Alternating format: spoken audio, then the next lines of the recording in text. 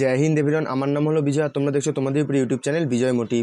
তো তোমাদের সবারই একটা কোশ্চেন রয়েছে, যেটা আমি আগে যখন লাইভ করেছিলাম তখনও তোমরা আমাকে অনেকে জিজ্ঞেস করেছিলে, এবং আমাকে ইনস্টাগ্রাম তারপর আমার হোয়াটসঅ্যাপেও জিজ্ঞেস করা হয়েছে যে অনেকবার, যে দাদা আমাদের রেজাল্টটা কবে আসবে এবং আমাদের যে ফিজিক্যাল হবে সেটা কবে হবে। এবং তার সাথে সাথে আরেকটা কোশ্চেনও এসেছে যে আমাদের ফিজিক্যাল কি এবার কি একসাথে হবে, মানে ফিজিক্যাল আর মেডিকেল কি একসাথে হবে। তো এই সমস্ত কোশ্চেনের অ্যান্সার আমি এই ভিডিওর মাধ্যমে দেবো। আর হ্যাঁ, প্রথমে কিন্তু আমি তোমাকে বলে দিচ্ছি, এই সমস্ত কিন্তু কথা যেগুলো আমি তোমাকে বলবো সেগুলো কিন্তু পুরোটাই অ্যাপ্রক্সিমেট, ঠিক আছে, মানে আনুমানিক। সোজা কথা বলতে গেলে আনুমানিক, মানে হতেও পারে নাও হতে পারে, ঠিক আছে। আমি কারো কাছ থেকে শুনেছি, ঠিক আছে, আমাদের যে দাদারা আছে, ঠিক আছে, যারা এই ডিপার্টমেন্টে রয়েছে আর কি, এসএসসি ডিপার্টমেন্টে না, তবে যে বিএসএফ সিআরপিএফ এর যে ডিপার্টমেন্টে রয়েছে, তাদের সেই ডিপার্টমেন্টে রয়েছে, তাদের কাছ থেকে শুনেছি, এবং সেই শোনা কথাগুলো কিন্তু আমি তোমাদের সাথে শেয়ার করব, ঠিক আছে। তো তোমরা কিন্তু একদমই এটাকে মানে সত্যি মেনে নেবে না, বা এটাকে একদম সঠিক, বা একদমই কি বলবো, এটাকে একদমই কি বলা যায়, এটাকে মানে একদমই যে 100% শিওর যে এটাই হবে, এটাও মেনে চলবে না, ঠিক আছে।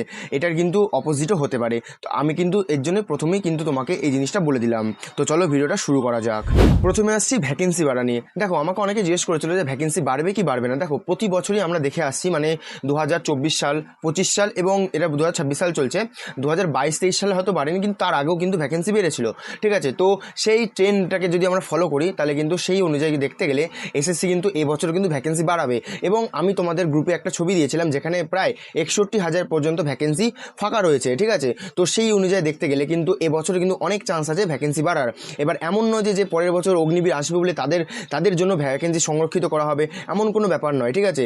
এবছরও কিন্তু ভ্যাকেন্সি বাড়ার অনেক সম্ভাবনা রয়েছে। তো তোমরা আশায় থাকতে পারো যে এবছরও ভ্যাকেন্সি বাড়তে পারে। এরপরে হচ্ছে যে আমাদের রেজাল্টটা কবে আসবে। দেখো, আমাদের রেজাল্টটা আমার যতটা সম্ভব মনে হচ্ছে যে এই মাসের মধ্যে হয়তো চলে আসতে পারে, ঠিক আছে।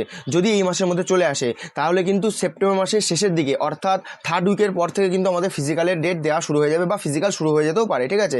কারণ আমরা দেখেছি যে আগেও দেখেছি যে এসএসসি কিন্তু আমাদের যেই রেজাল্টটা বের করে তার থেকে মিনিমাম 20 থেকে 25 দিনের মাথায় কিন্তু আমাদের ফিজিক্যাল শুরু হয়ে যায়। তো সেই হিসেবে দেখতে গেলে কিন্তু যদি এই মাসের মধ্যে যদি আমাদের রেজাল্টটা বের করে দেয়, তাহলে পরের মাসের 3rd উইকের পর থেকে কিন্তু ফিজিক্যাল শুরু হয়ে যাওয়ার সম্ভাবনা আছে। এবার অনেকে বলবে যে যদি এই মাসে রেজাল্ট না বেরোয় তাহলে কি। দেখো, যদি এই মাসে রেজাল্ট না বেরোয়, তাহলে আমার যতদূর সম্ভাবনা, ঠিক আছে, আমার যতদূর মনে হয় এবং আমি যতদূর খবর পেয়েছি, যে 1st এবং 2nd উইকের মধ্যে ভ্যাকেন্সি বেড়ে রেজাল্ট ডিক্লেয়ার হয়ে যাবে। এবং আমাদের যে মাঠটা হবে বা আমাদের যে ফিজিক্যালটা হবে, সেটা যত সম্ভব অক্টোবর মাসের দিকে হতে পারে। এবং তুমি ধরে নিতে পারো যে অক্টোবর মাসে পুজোর সময় অথবা পুজোর আগে বা পরে কিন্তু স্টার্ট হওয়ার সম্ভাবনা অনেকটাই প্রবল রয়েছে, ঠিক আছে। তো এইটা ভেবে কিন্তু তোমাকে নিজেদের প্র্যাকটিস চালিয়ে যেতে হবে। এবার ব্যাপারটা হচ্ছে, যদি আমাদের ফিজিক্যাল অক্টোবর মাসে হয়, যেটা তোমাকে তখন বললাম যে যদি পুজোর আগে পরে হয়, তাহলে কিন্তু অবশ্যই তুমি এটা মেনে চলবে যে আমাদের ফিজিক্যাল, ডকুমেন্ট ভেরিফিকেশন, মেডিকেল সব কিন্তু একসাথে হবে। কারণ 2024 সালেও কিন্তু এরকমই হয়েছিল, ইলেকশন থাকার কারণে, লোকসভা ইলেকশন ছিল তখন, তো তার কারণে কিন্তু আমাদের ফিজিক্যাল প্রচুর ডিলে হয়েছিল।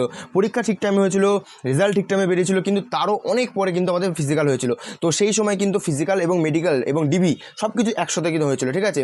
তো এটা তোমাদের কিন্তু সবসময় মাথায় রাখতে হবে। এবারে কিন্তু ওয়েট যেটা আছে সেটা কিন্তু বিএমআইতে মাপা হবে, ঠিক আছে, বিএমআই থ্রু মাপা হবে। হ্যাঁ, এবার তোমাদের যাদের ওয়েট বেশি আছে তারা কিন্তু অবশ্যই নিজেদের ওয়েটটা কন্ট্রোল করার চেষ্টা করবে, আমিও নিজের ওয়েটটা কন্ট্রোল করার চেষ্টা করব। এবং যাদের ওয়েট একটু কম আছে, ঠিক আছে, তারাও কিন্তু অবশ্যই নিজেদের ওয়েটটা কন্ট্রোল করার চেষ্টা করবে। কারণ তোমাকে বারবার বলছি, এবারে কিন্তু যদি ফিজিক্যাল অক্টোবর মাসে হয়, তাহলে কিন্তু ফিজিক্যাল, মেডিকেল সব একসাথে হবে, ঠিক আছে, যেটা 2024 সালে হয়েছিল। তো তোমরা নিজেদের ডকুমেন্টসগুলো এবং নিজেদের ফিজিক্যালের প্রিপারেশন কিন্তু অবশ্যই একসাথে নিয়ে যাবে, ঠিক আছে। ফিজিক্যাল, মেডিকেল সব কিছু প্রিপারেশন কিন্তু অবশ্যই একসাথে নিয়ে যাবে, ঠিক আছে। এগুলো কিন্তু আমি আবারও বলছি, এগুলো কিন্তু পুরোটাই অ্যাপ্রক্সিমেট, আনুমানিক। আমি বারবার কিন্তু কথাটা এটাই বলছি। এখন যদি এটা না মেলে, ঠিক আছে, তখন কিন্তু আমাকে এসে কেউ কিন্তু কিছু বলতে পারবে না যে তুমি এরকম বলেছিলে, এরকম হয়েছে। আমি কিন্তু পুরোটাই আনুমানিকভাবে বলছি, ঠিক আছে। আমি কিছু খবর পেয়েছি, সেই ভিত্তিতে কিন্তু আমি তোমাদেরকে খবরটা দিচ্ছি। আশা করছি তোমরা বুঝতে পেরেছো যে আমাদের ফিজিক্যাল কবে হতে পারে এবং আমাদের ভ্যাকেন্সি বাড়বে কি বাড়বে না, সেই সমস্ত কিছু বুঝতে পেরেছো।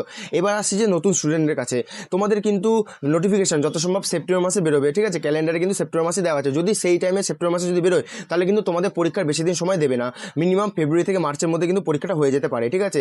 এবার যদি আমাদের জিডির পরীক্ষা যদি সেকশনাল টাইমিং করে দেয়, ঠিক আছে, যেটা হচ্ছে তোমার সাবজেক্ট ওয়াইজ টাইমিং যদি করে দেয়, তাহলে কিন্তু 15 মিনিটের বেশি কিন্তু প্রতিটা সাবজেক্টে কিন্তু পাবে না, ঠিক আছে। এই 15 মিনিটের মধ্যে কিন্তু তোমাকে রিজনিং কমপ্লিট করতে হবে, 15 মিনিটে অঙ্ক, 15 মিনিটে হিন্দি, 15 মিনিটে আর জিকে জিএস করতে হবে। জিকে জিএস হিন্দি তো এগুলো হয়ে যায়, কিন্তু 15 মিনিটে রিজনিং আর 15 মিনিটে অঙ্কটাই করা কিন্তু সবচেয়ে কঠিন। তো তোমরা চিন্তা করবে না, ঠিক আছে? আমি তোমাদের জন্য মোস্ট ইম্পর্টেন্ট চ্যাপ্টার যেগুলো রয়েছে, ঠিক আছে, প্রতিটা সাবজেক্টে মোস্ট চ্যাপ্টার এবং সেগুলোকে শেষ তুমি কী করে তাড়াতাড়ি করবে, ঠিক আছে, কীভাবে ইমপ্রুভ করবে প্রতিটা চ্যাপ্টারে, সেগুলো কিন্তু সমস্ত কিছু নিয়ে আসবো। তোমরা অবশ্যই কিন্তু আমার চ্যানেলকে সাবস্ক্রাইব করে পাশে থাকা বেল আইকনটি অবশ্যই ক্লিক করে রাখবে, যাতে ভিডিওর আসার সাথে সাথে তোমরা কিন্তু নোটিফিকেশন তোমাদের কাছে চলে যায়। এবং আমার টেলিগ্রাম চ্যানেল এবং আমার হোয়াটসঅ্যাপ গ্রুপে অবশ্যই যুক্ত হয়ে থাকবে। আমি কিন্তু ছোটোখাটো বিভিন্ন ইনফরমেশন সেখানে সবসময় দিতে থাকি, ঠিক আছে? তো আশা করছি তোমাদের ভিডিওটা ভালো লেগেছে। ভিডিওটা ভালো লাগলে অবশ্যই ভিডিওটাকে লাইক করে দেবে, চ্যানেল নতুন হয়ে থাকলে চ্যানেলকে সাবস্ক্রাইব করে পাশে থাকা বেল আইকনটি অবশ্যই ক্লিক করে দেবে। দেখা হচ্ছে নেক্সট ভিডিওতে।